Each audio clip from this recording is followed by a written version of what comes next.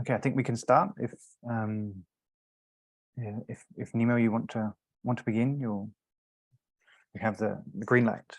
Okay, thank you everyone. Good morning. Thank you for inviting me to give this seminar. I'm sorry about the time change. I have teaching just before, so we've had to shift the timing a bit. Sorry, I'll introduce myself. I'm an assistant professor in British politics at the University of Nottingham. I did my PhD at the University of Bristol, which I finished 2 years ago, and I've done, I was a postdoctoral researcher at the University of Manchester in the Centre on the Dynamics of Ethnicity, where I was researching ethnic minority representation in UK local government. So this presentation is slightly different from the abstract as advertised. So my colleague Nicole and I were going to analyse understanding society data from 2019. There was a slight delay in us receiving the data, so we haven't been able to conduct the analyses that we would have liked. So I will be presenting our rationale for the paper and also some qualitative data from interviews and focus groups with British ethnic minority voters. So this presentation is on British ethnic minority attitudes to immigration.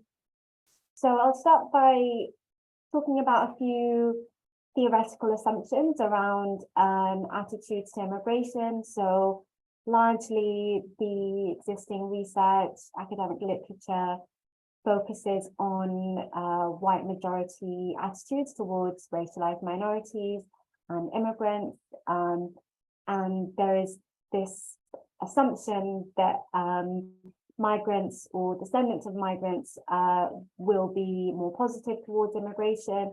And that is largely the case where due to shared experiences of migration or having experienced racism or anti-immigration sentiment as racialized minorities, migrants and ethnic minorities or descendants of migrants tend to be more positive towards immigration.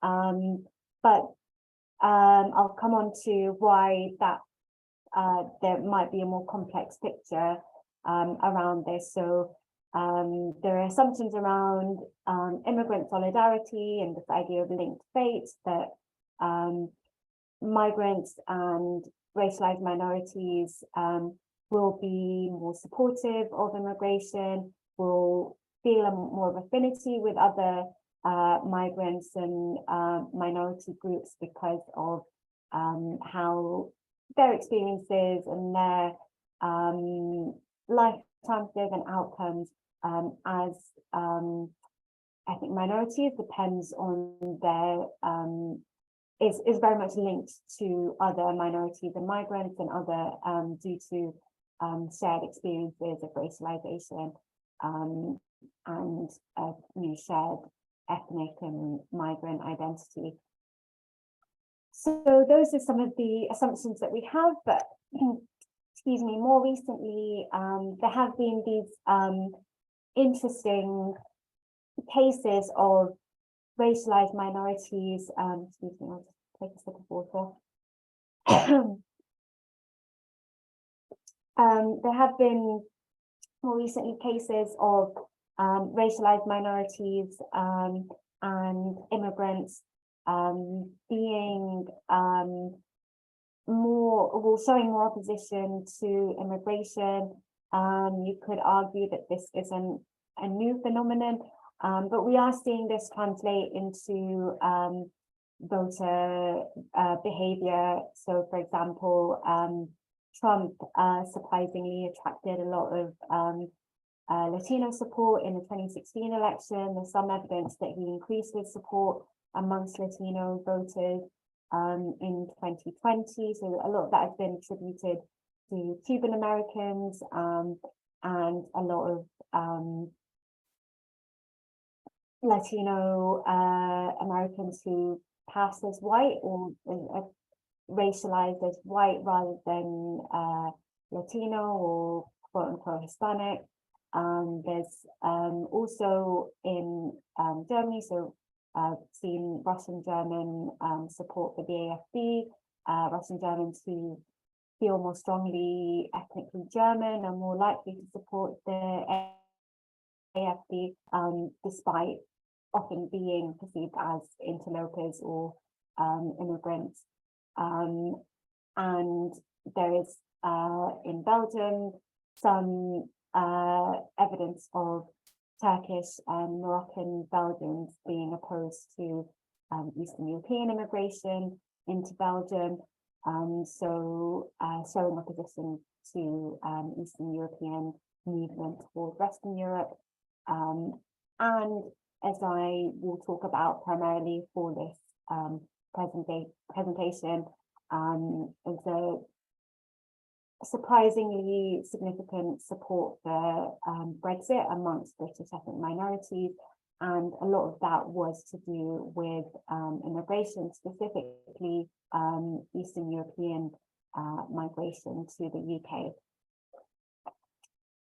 So why might immigrants and racialized minorities oppose immigration? So earlier I was talking about some of the theoretical assumptions and ideas of linked fate, immigrant solidarity, shared experiences of migration, possibly making minorities and immigrants feel more positively about other migrants.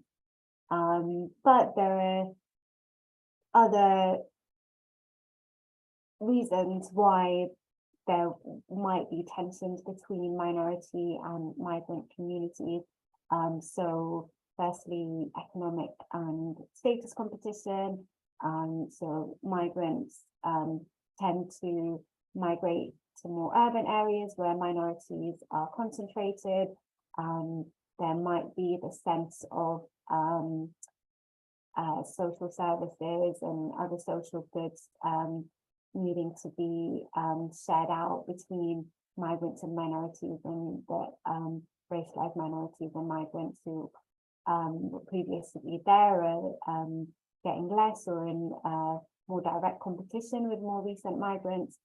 There might also be a weak group identity or sense of migrant solidarity, especially among second and third generation racialized minorities. So definitely heard from younger minorities, racialized minorities, well, why should my political attitudes be any different from the white majority just because I'm from a minority, ethnic minority background? So possibly a greater identification with the nation, and will lead to greater opposition to migration, especially if minorities buy into the anti-immigrant norm that's quite strong in the UK establishment and in the media. Or there might be a strong sense of ethnic group identity amongst certain minorities who feel threatened by newer migrants and newer minorities, and this goes back to kind of economic and status competition. And if we think about migrant hierarchies and where minorities and different migrants place themselves, there's certainly clear narratives amongst more established generations of minorities and migrants in different contexts, talking about how they represent, they have a stronger affinity with the nation, they have worked hard and they've embraced the identity of the nation, they follow the law and the different rules of, in this case, Britishness and so on, whereas more recent migrants are criminals or want to claim welfare fraudulently, so they can reinforce this good migrant, bad migrant binary.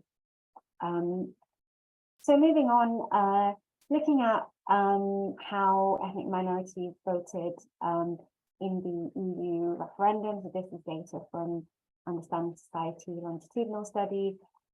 We found that ethnic minorities were significantly more pro-Remain than the white British majority, but there are differences between different minority groups. So British Indians were significantly more likely to vote Leave compared to other ethnic minority groups, with weaker support for Leave amongst British Pakistanis and Bangladeshis. There's slightly more support amongst Black Caribbeans compared to Black Africans. But on the whole, ethnic minorities, 2/3 voted to remain in the EU. But the fact that even 1/3 of ethnic minorities voted to leave the EU did come as a surprise to a lot of people. So these were some of the motivations for ethnic minorities who voted to remain, very similar to why white British people voted to remain. So what they perceived as being the benefits of being a member of the EU, environmental protection, the legacy of the EU post-war and maintaining peace on the continent, EU legislation on rights and discrimination, and there were also perceptions of racism and xenophobia on the Leave side and among the Leave campaign that put off ethnic minorities from voting Leave. So in some ways, ethnic minority support for Remain was more a vote against Leave rather than emphatic support for being a member of the EU. So for this presentation, I'm mainly going to talk about focus groups that I conducted with ethnic minority voters who voted to either remain or leave in the EU and were from different class backgrounds. But I can take more questions on the methodology in the Q&A if people have questions on that. So this is from a focus group with British Bangladeshi men who voted to leave the EU. So we see a lot of similar tropes around anti-immigrant sentiment.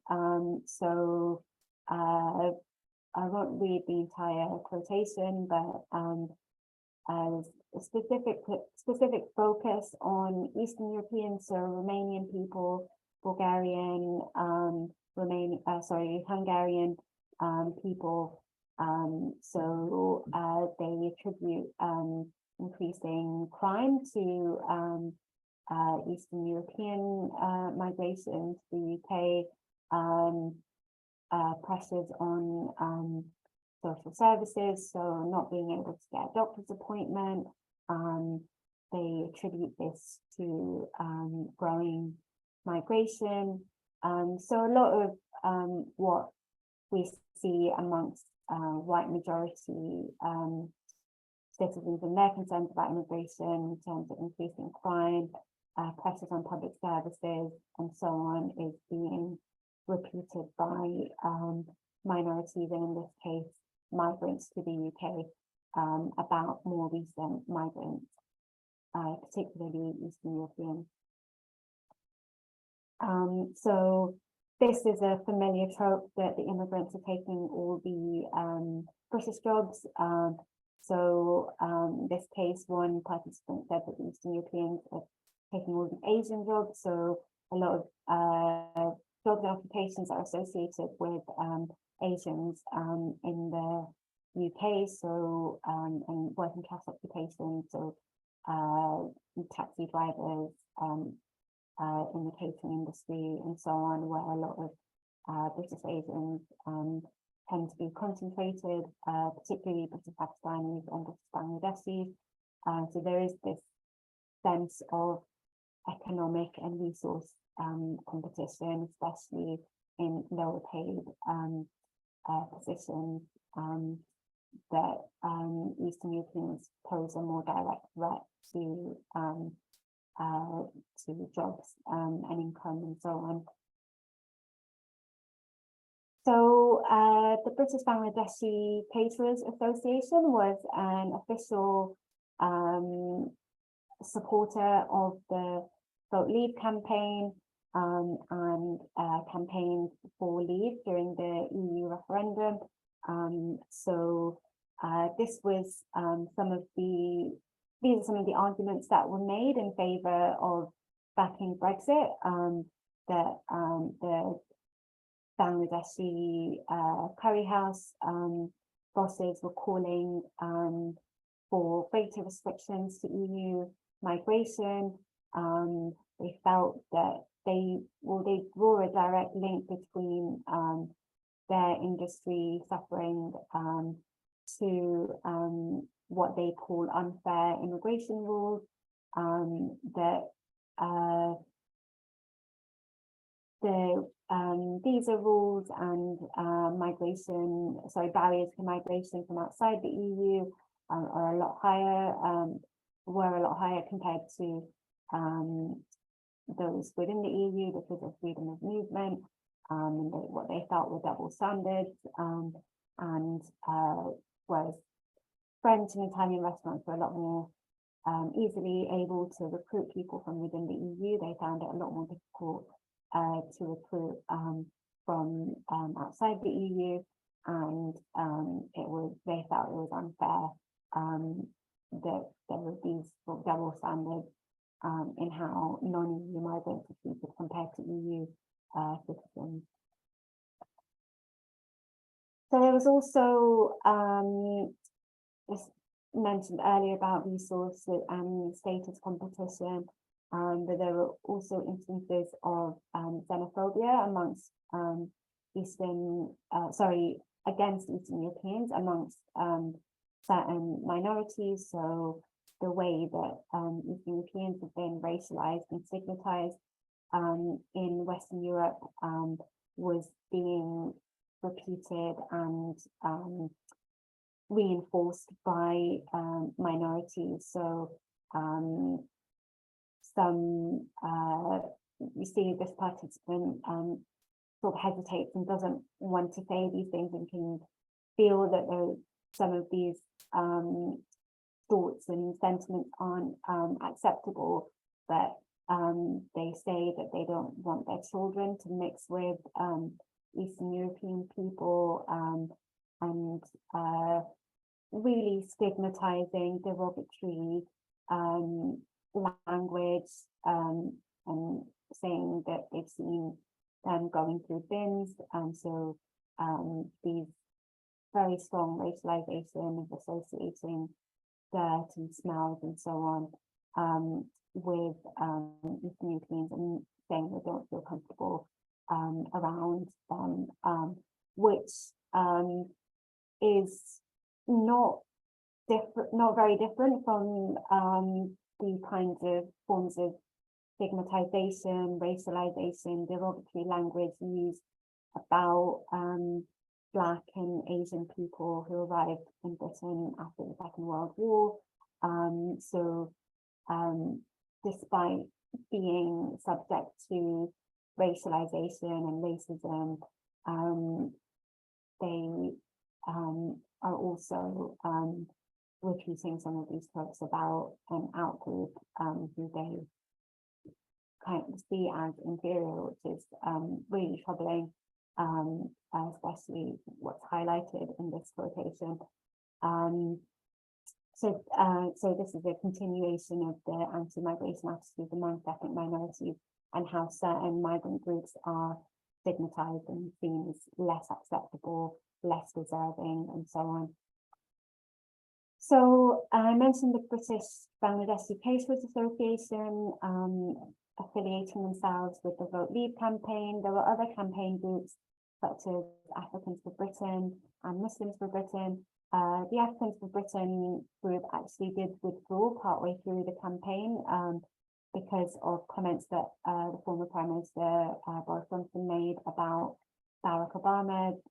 Obama came out in support of Remain, and he Boris Johnson criticised Obama's comments and said it was because of his part Kenyan heritage that he was making these remarks. So Africans for Britain were offended by this and withdrew.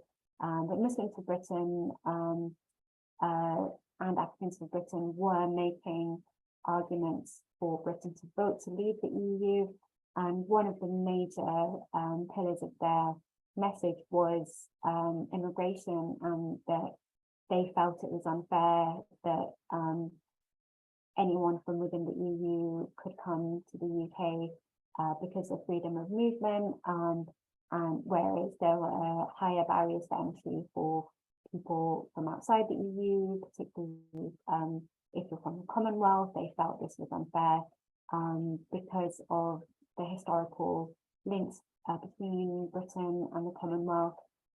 So in these narratives, there's a lot of sanitization and romanticization of the Commonwealth as a family of nations, when it is an association of former colonies of Britain. So there's very little mention of the brutalities of British colonialism and so on, but instead there's this idea of a special relationship between Britain and the Commonwealth, and the positive contribution made by post-war migrants in the Commonwealth from former British colonies in the Caribbean and from the Indian subcontinent, rebuilding Britain after it had been destroyed in a war with its European neighbours, and now they felt it was unfair that Britain was in this trade union with Europe and was neglecting their relationships with the Commonwealth, and they felt that leaving the EU would lead to more trade between the UK and the Commonwealth, but also would allow for greater migration between the Commonwealth and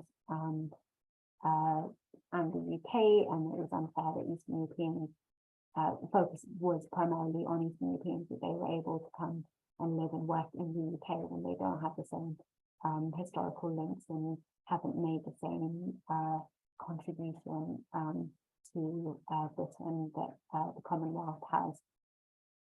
Again, this is a very sanitized, very romanticized version of British colonialism and what the Commonwealth represents.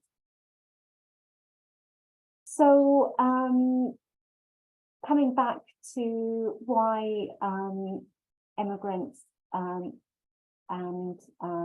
racialized minorities and second and third generation racialized minorities whose parents and grandparents were migrants might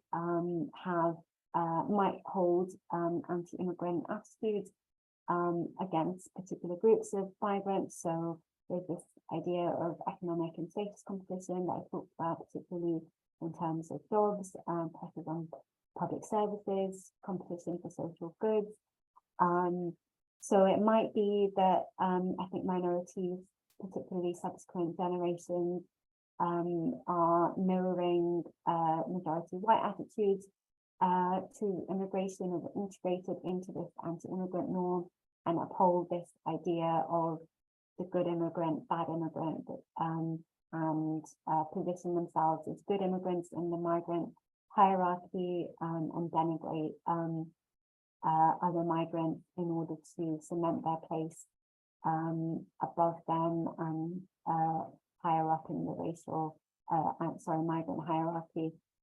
But it might also be for similar reasons to the white majority in terms of values and social conservatism, which is traditional values linked to anti-immigrant attitudes, and other narratives around their migration and their story of migration and how they came to be, the example that I spoke about in the UK, having British minorities who voted for Brexit against Eastern, mainly because of Eastern UK immigration, talked about their positive contributions economically and culturally to the UK, so the curry being the most popular dish in Britain because of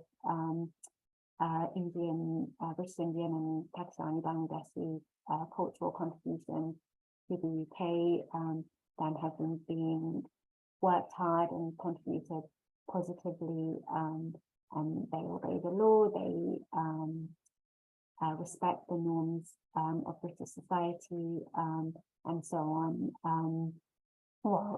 Which is how they position themselves compared to newer migrants, specifically from Eastern Europe, and this emphasis on historical connections between the Commonwealth and the UK. So we also see this amongst Russian Germans and their support for the AFD, that they strongly identify as ethnically German, and that their ancestral connections are to Germany, and this is more strongly correlated with having greater support for the AFD and opposition to migration. So unfortunately, we didn't have the data that we wanted to present for this presentation, but hopefully this will give you an insight into the paper that we're working on. We want to test the consequences of anti-migration attitudes amongst ethnic minorities for voting behaviour, and how that influences other political attitudes, and how ethnic minorities vote on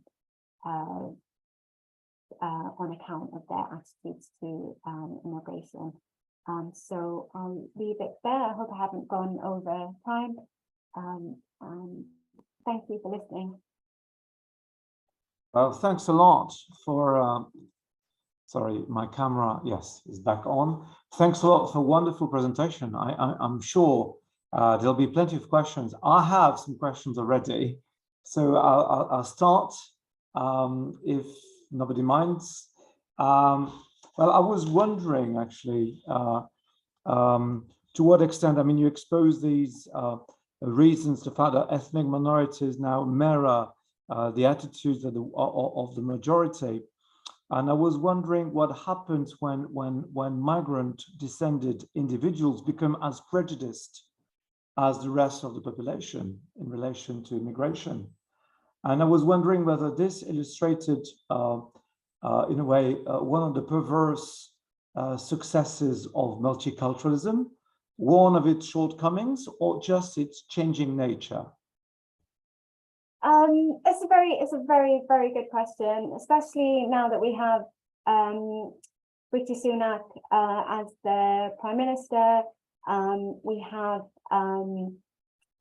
Suella Braverman as Home Secretary, and before her we had another British Indian woman, Priti Patel, who have very hardline border policies, committed to the Rwanda deportation policy of deporting asylum seekers to Rwanda.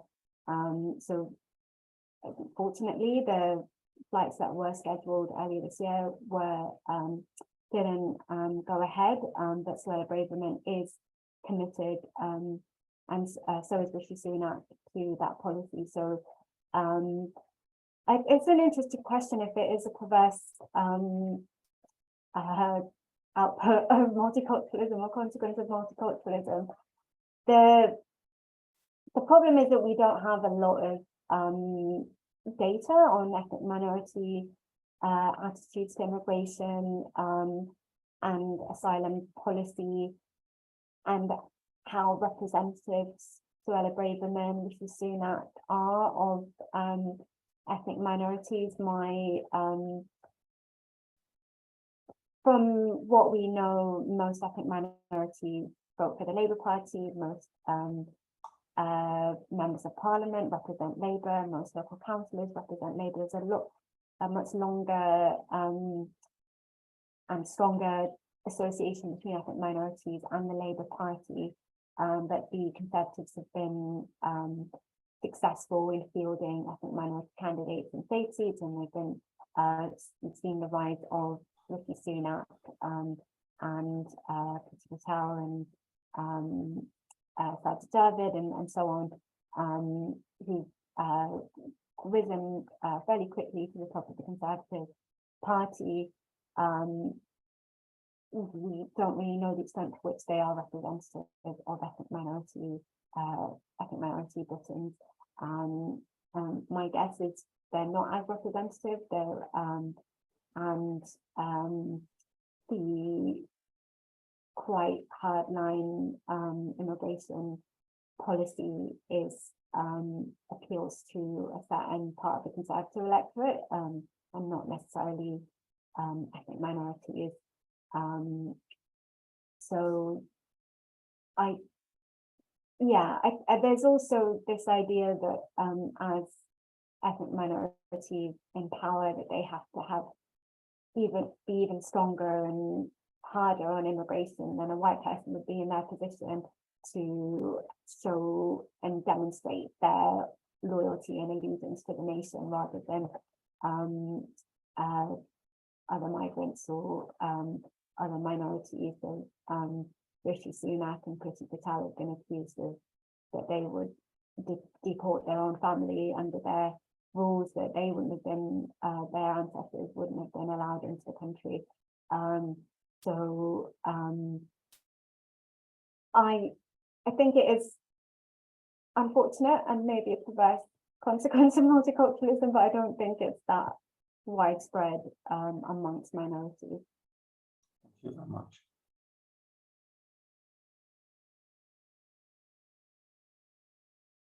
Do we have other questions? I have another one in store otherwise, but maybe Agnès would like to ask a question. Yeah, thank you, Vincent. Thank you very much, Neema, for this presentation. Always very interesting and very topical at the moment. I was wondering if you could tell us more about your method and when you collected your data, and if you had some sort of follow-up after the focus groups you organized. First question. And the second question would be what you started mentioning when you answered Vincent about the correlation between your findings and party preferences. And I was wondering what sort of conclusions you could actually draw from this correlation. Yes, thank you. So firstly, on methodology, as I said, we had hoped to present some new analysis from Understanding Society, but we weren't able to. But hopefully, I'll be able to catch up with you all again once we have more analysis on that.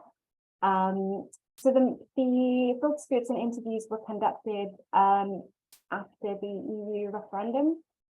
So this was to gather the views of white British and British ethnic minority motivations for voting to remain or leave the EU. And so it contained a few surprises. So ethnic minorities, I found those who voted remain wasn't necessarily out of a great love for the EU and what it represented, but more what they associated with the Leave campaigns and the racism and xenophobia and anti-immigrant rhetoric that they perceived on the Leave side that kind of drove them to vote Remain. There are other reasons why ethnic minorities voted to leave the EU were quite distinctive in terms of what I discussed and wanting greater trade between the Commonwealth and the UK. But there were also criticisms of the EU and its border politics and policies around asylum and treatment of refugees around the crisis starting in 2015 and what they saw as white freedom of movement that white Europeans within the EU can move freely and navigate borders a lot more easily than Black and brown people from outside the EU, particularly in the way that refugees from the Middle East and Africa have been treated. So those are some more reasons why ethnic minorities had distinctive attitudes towards the EU and migration and borders more generally. A second question on how this manifests in voter behaviour. There has been a slight increase in British Indians voting Conservative. So we know historically Labour gets the lion's share of ethnic minority votes. They received 77% of the ethnic minority vote in 2017. I'd have to check the figures for 2019, but it's historically been around 70–80% of ethnic minorities vote Labour, and more ethnic minorities voted to leave the EU in the referendum than have ever voted Conservative in an election. So the support amongst British Indians for the Conservatives, I don't think should be overstated. There is a slight increase in British Indians are more likely than other minority groups to vote Conservative compared to other minority groups. And potentially it's become more acceptable to vote Conservative amongst British Indians compared to other minority groups. So for Black Caribbeans, the Windrush scandal will have resonated quite strongly and damaged relations with the Conservatives, and the historically Conservatives policing of Black communities and so on. There are very historically there have been hostile relations, and with the Conservatives' prevent agenda and anti-radicalisation policies have felt to negatively impact Muslim communities, so British Pakistani and British Bangladeshi communities might have less favourable views towards Conservatives for those reasons, even though those policies began under Labour. So there is a potential link between Hindu nationalism and the politics of the Indian diaspora in Britain, but yeah, a lot of these are there's not enough research on this yet, and a lot of unanswered questions so far. So yeah, these are just my hypothetical. Perhaps just a quick one. I was just wondering if you have collected very recent data post Brexit on ethnic minority attitudes to. No, so we've done mainly quantitative analysis, but we haven't had done any follow-up interviews yet. Anyway, yeah, thank you. I think we have a question from Marie Perrier first. Yes. And then one from Sonia, I think. So Marie, would you like to start? Yes, thank you very much. Thank you, Neema, for your presentation. I thoroughly enjoyed it. I had a question about activism, actually. So even though the majority of ethnic minorities voted to stay in the EU, well, you presented groups such as Africans for Britain or Muslims for Britain. So Leave activists, there seems to be more vocal and committed, which actually reflects the referendum campaign as a whole. The Leave side was more vocal in terms of immigration. How would you interpret the, let's say, underrepresentation of ethnic minorities in the Remain campaign or debate? Yes, that's a really important question in terms of how represented ethnic minorities felt by Remain. I think there was just the assumption that ethnic minorities would vote Remain, and why would they vote Leave? So it was surprising when around a third voted to leave the EU. And I completely agree that it's representative of the campaigns as a whole, that the Leave campaign was very strategic, vocal, effective in their messaging. The Remain campaign was a lot more fractured and divided, and there were all the polling predictions and all of the assumptions were that Remain would win the referendum, and it did come as a surprise when it was Leave for a lot of people. So I think there has, even with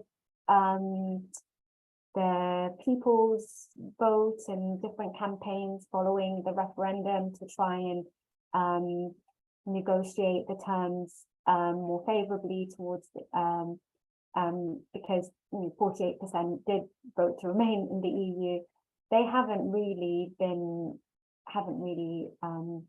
attracted a lot of minority campaigners or activists. I think there is a disconnect amongst left politics and liberal politics between ethnic minorities and the so-called SPD and people who were felt strongly about the EU didn't really communicate effectively enough with ethnic minorities. I don't think there were some certain messages coming out of the Remain campaign, like we are the European family, and the kind of historical relations between the UK and Europe, and the EU was a mistake to break away and so on, but it didn't really resonate with ethnic minorities. Euroscepticism is significantly higher in the UK compared to other parts of Europe. So even weaker identification with Europe amongst ethnic minorities, especially where they perceive European to be a white identity that doesn't necessarily include them. So yeah, I think even looking at the Liberal Democrats and the Green Party, they don't have as much representation of ethnic minorities or attract as many ethnic minority voters, even where their policies might align with ethnic minority politics. I think a lot of the time minority voters are taken for granted, especially by the Labour Party.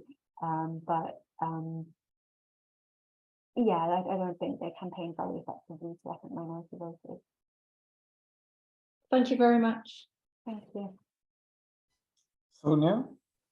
Yes, thank you. Thank you, Neema, for this very engaging discussion. You said something about migrant hierarchies, and we know that keeps on changing over time. So what makes a good migrant today, and is being anti-immigration part of being a good migrant? Is there a dominant discourse today in Britain? I would agree that there might part of being a good migrant is being anti-migration. I think so. There's a really interesting article by Les Back and a few other authors about the symbolic border guard, and they talk about the figure of the immigration officer and how a white immigration officer behaves compared to how a black or brown immigration officer is expected to behave. So people coming through immigration feel as though the white immigration officer will be friendlier or more amenable, because in order to project this idea of openness and so on, whereas the black or brown immigration officer is more hardline and is stricter and in order to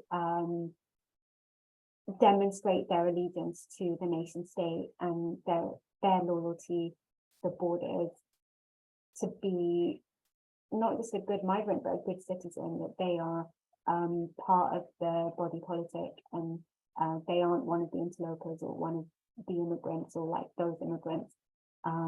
So all of these different tropes came out in the focus group interviews that I did with talking about how good immigrants, they work hard, they study, they contribute positively, they obey the law. The other immigrants, they're just here to claim benefits, they commit crime, they're lazy. All of these different things were attributed especially to Eastern Europeans.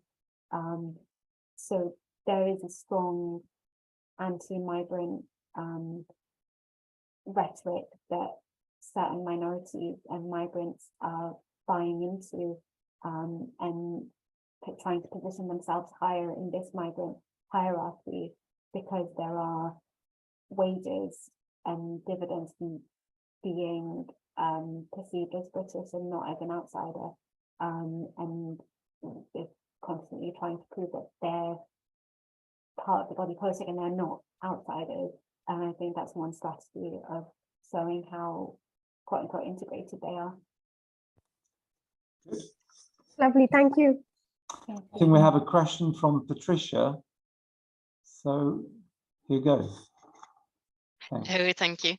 I was just wondering, were you able to collect data in terms of age groups of gender? Would there be differences based on those factors in your sample?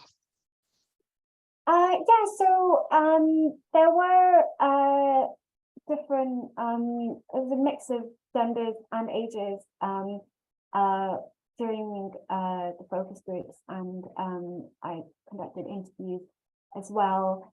It was from analysis that Maria, Nicole and I have done, my colleagues at Manchester.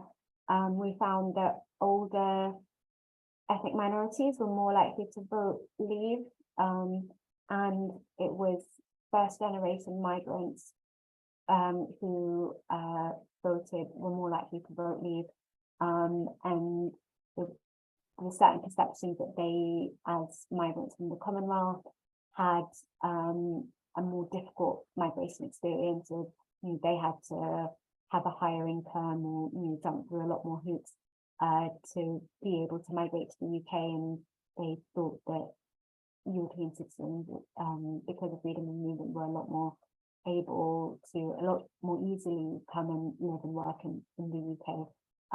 So that's one potential explanation for why older first generation migrants were more likely to vote Leave. We don't really observe significant gender differences, but in terms of age, the younger minorities were more pro-Remain and were more, I guess they showed greater concern for the racism and xenophobia that they perceived on the Leave side of the campaign during the referendum. Thank you. Okay, thanks. Are there any other questions? I mean, I have one, if I may. I was wondering whether you had any data about the turnout among the ethnic minority voters, both for the Brexit referendum of 2016 and the general election of 2019, how the turnout compares with the turnout for the the majority, the white majority of voters in the UK. Yes, so I don't know the figures off the top of my head. So there was significantly high turnout for the referendum amongst the general population. Turnout was slightly lower amongst ethnic minorities, and so with ethnic minority turnout, what we usually find is that fewer ethnic minorities, particularly Black Africans, are registered to vote, but amongst ethnic minorities who are registered to vote, there is significantly high turnout. So the gap is more in terms of registration and who's registered to vote compared to turnout, which tends to be on par with the white British. And but I think it was lower during the referendum. But we have first past the post, and a lot of ethnic minorities are concentrated in urban areas and Labour safe seats. To be honest, I don't know as much about how that impacts turnout, but my guess would be that it would suppress turnout in certain areas because the majority will inevitably vote Labour in the majority of urban seats. Thank you very much. Are there any other questions from the floor, the virtual floor? No, no more questions. Now, would you accept to have to share your PowerPoint presentation on the MIDI blog, along with the recording of your the webinar? Yeah, Sasha? Yes, absolutely. Yeah, because I think that'd be of great interest actually to our users. Yeah, I can email that to Sonia. Yeah, that would be great. I think that would be very useful. Sonia, you wanted to add something? Yes, I just wanted to make a quick announcement before we thank our guests and our participants. It's about our upcoming webinar. So we've been talking about Eastern European immigration today. So luckily we have a panel on Romanian immigration to the UK next Friday, Friday 25th November at 10 a.m. French time and 9 a.m. for UK. And our guests are Professor Irina Diana Madroane from the University of Timisoara in Romania and Arkadiusz Wisniewski from the University of Manchester in the UK. So we look forward to having all of you with us. Thank you so much. That's great. Well, thanks again. Thanks again, Neema, for being with us and for delivering such a fascinating presentation and very stimulating. I'm sure there'll be plenty of interest for it on the blog as well. Plenty of people will be very keen to consult the recording and your PowerPoint presentation, which you have kindly accepted to make available. And we hope to see you again next week. Thanks again. Yeah. Thank you, everyone. Thank you, Neema. It was lovely to have you. Thanks a lot. Thank you so much. See you Bye for soon. now. Bye-bye. Bye-bye.